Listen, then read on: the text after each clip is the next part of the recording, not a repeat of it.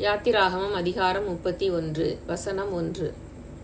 பின்னும் கர்த்தர் மோசேயை நோக்கி, வசனம் 2.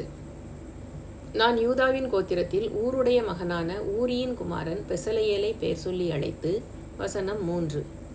வினோதமான வேலைகளை அவன் யோசித்து செய்கிறதற்கும் பொன்னிலும் வெள்ளியிலும் வெண்கலத்திலும் வேலை செய்கிறதற்கும், வசனம் 4. இரத்தினங்களை முத்திரை வெட்டாக வெட்டி பதிக்கிறதற்கும் மரத்தில் சித்திர வேலைகளை செய்கிறதற்கும், வசனம் 5. மற்றும் சகலவித வேலைகளையும் யூகித்து செய்கிறதற்கும் வேண்டிய ஞானமும் புத்தியும் அறிவும் அவனுக்கு உண்டாக அவனை தேவ ஆவியினால் நிரப்பினேன், வசனம் 6.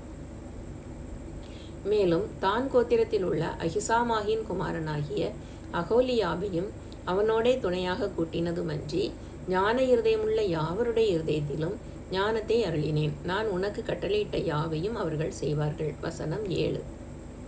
ஆசரிப்பு கூடாரத்தையும் சாட்சி பெட்டியையும் அதன் மேலுள்ள கிருபாசனத்தையும் கூடாரத்தில் உள்ள சகல பனிமுட்டுகளையும், வசனம் 8.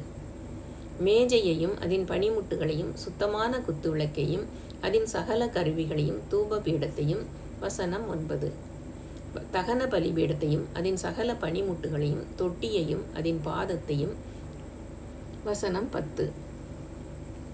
ஆராதனை வஸ்திரங்களையும் ஆசாரிய ஊழியம் செய்வதற்கான ஆசாரியனாகிய ஆரோனின் பரிசுத்த வஸ்திரங்களையும் அவன் குமாரரின் வஸ்திரங்களையும், வசனம் 11. அபிஷேக தைலத்தையும் பரிசுத்த ஸ்தலத்துக்கு சுகந்த வர்க்கங்களாகிய தூப வர்க்கத்தையும் நான் உனக்கு கட்டளையிட்டபடியே அவர்கள் செய்ய வேண்டும் என்றார், வசனம் 12. மேலும் கர்த்தர் மோசேயின் இடத்தில், வசனம் 13. நீ இஸ்ரவேல் புத்திரரை நோக்கி, நீங்கள் என் ஓய்வு நாட்களை ஆசரிக்க வேண்டும்.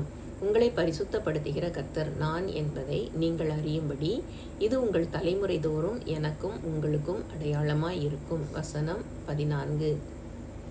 ஆகையால் ஓய்வு நாளை ஆசரிப்பீர்களாக, அது உங்களுக்கு பரிசுத்தமானது. அதை பரிசுத்த குலைச்சலாக்குகிறவன் கொலையுண்ண கடவன். அதிலே வேலை செய்கிற எந்த ஆத்துமாவும் தன் ஜனத்தின் நடுவில் இராதபடிக்கு அறுப்புண்டு போவான், வசனம் 15.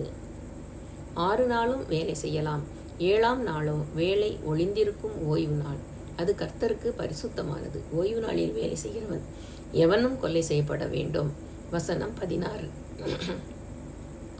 ஆகையால் இஸ்ரவேல் புத்திரர் தங்கள் தலைமுறை தோறும் ஓய்வு நாளை நித்திய உடன்படிக்கையாக ஆசரிக்கும்படி அதை கைக்கொள்ள கடவர்கள், வசனம் 17. அது என்றைக்கும் எனக்கும் இஸ்ரவேல் புத்திரருக்கும் அடையாளமாய் இருக்கும். 6 நாளைக்குள்ளே கர்த்தர் வானத்தையும் பூமியையும் உண்டாக்கி 7ஆம் நாளிலே ஓய்ந்திருந்து பூரித்தார் என்றார், வசனம் 18.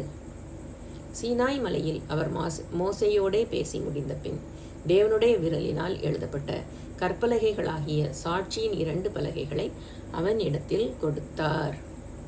யாத்திராகமம் அதிகாரம் 31 முற்றிற்று.